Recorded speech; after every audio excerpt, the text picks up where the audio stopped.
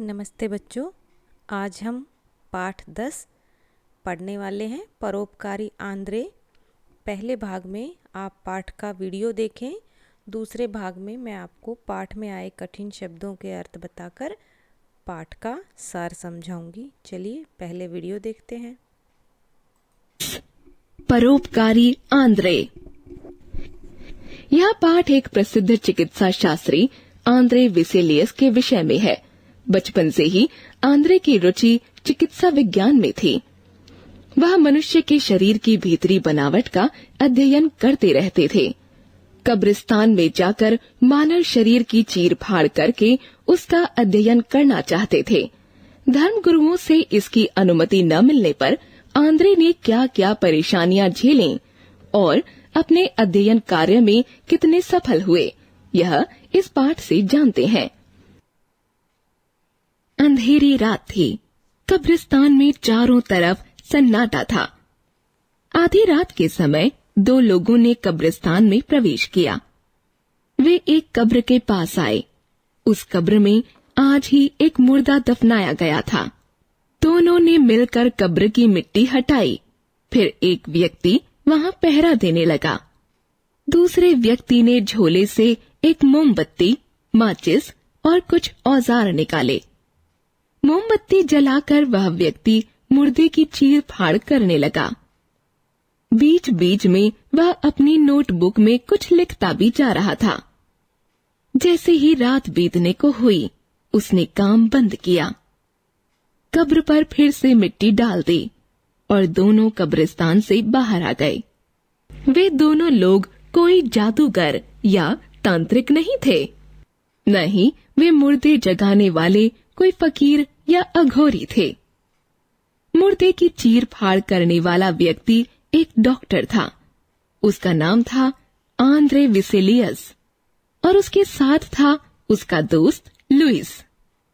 Andre Vesalius अपना यह काम बहुत गुपचुप तरीके से कर रहा था, क्योंकि उस जमाने में धर्म मुर्दों की चीर-फाड़ करने की अनुमति नहीं देता था। यदि किसी को पता चल जाता तो आंद्रे विसेलियस बड़ी मुसीबत में फंस सकता था। इसलिए वह आधी रात के समय कब्रिस्तान में जाकर अपना काम किया करता था, यानी वह मनुष्य के शरीर की भीतरी बनावट का अध्ययन कर रहा था। आंद्रे विसेलियस का जन्म दिसंबर 1514 में बेल्जियम के ब्रसेल्स शहर में हुआ था। उसके परिवार के लोग चिकित्सक थे और दवाएं भी बनाते थे। इस कारण चिकित्सा विज्ञान में आंद्रे की बचपन से रुचि थी। सन 1533 से 1536 तक उसने यूनिवर्सिटी ऑफ पेरिस के मेडिकल स्कूल में पढ़ाई की। यहाँ उसने जानवरों की चीर-फाड़ करके उनके विभिन्न अंगों की बनावट का अध्ययन किया। उसने मानव शरीर की हड्डियों का भी अध्ययन किया, क्योंकि वे वहाँ आसानी से उपलब्ध थीं। आंद्रे विसेलियस पशुओं की चीर-फाड़ करके शरीर विज्ञान पढ़ाते समय बार बार यह सोचता था कि इस तरह प्राप्त की गई जानकारी प्रामाणिक तो कही नहीं जा सकती। एक घोड़े या कुत्ते या गाय के शरीर में और मानव शरीर में अंतर है। जानवर और मनुष्य दोनों प्राणी हैं, इसलिए उनकी शरीर रचना अंदर से एक सी होगी, यह मानना उचित नहीं है। मानव शरीर की बनावट कैसी है, वह पशुओं के शरीर से किस तरह अलग है, आंद्रे यह सब भी जानना चाहता था। अब आंद्रे सोचने लगा कि मानव शरीर की चीर-फाड़ करके उसके अध्ययन का क्या उपाय हो सकता है। धर्म गुरुओं ने जिंदा या मुर्दा मानव शरीर की चीर-फाड़ करके उसके बारे में जानने पर प्रतिबंध लगा रखा था। धर्म गुरुओं का कहना था कि मानव शरीर ईश्वर की रचना है और मनुष्य को ईश्वर की रचना के रहस्य जानने का कोई अधिकार नहीं है। जो ऐसा करेगा वह ईश्वर की रचना में हस्तक्षेप करेगा, उसे दंड दिया जाएगा। एक दिन आंद्रे का एक मित्र लुइस उससे मिलने आया। आंद्रे ने अपनी परेशानी उसे बताई और कहा, तुम्हें मेरे साथ आधी रात के समय कब्रिस्तान चलना होगा। मैं कब्रिस्तान में मुर्दों की चीर फाड़ चुपचाप करना चाहता हूँ।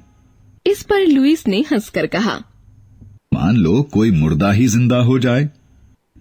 मजाक मत करो, मैं मानव शरीर की रचना के बारे में जानना चाहता हूँ, ताकि मनुष्य को होने वाले बहुत से रोगों के उपचार के उपाय किए जा सकें। हाँ, मैं समझ गया। तुम मेरे दोस्त हो, इसलिए तुम्हारी बात नहीं टाल सकता। तुम्हें लगता है कि मुर्दे जीवित मानव को निरोगी बनाने में सहायक हो सकते हैं, तो यह जीवित मानव भी तुम्हारा सहायक हो सकता है। इसके बाद उन दोनों ने कई रातें कब्रिस्तान में बिताईं।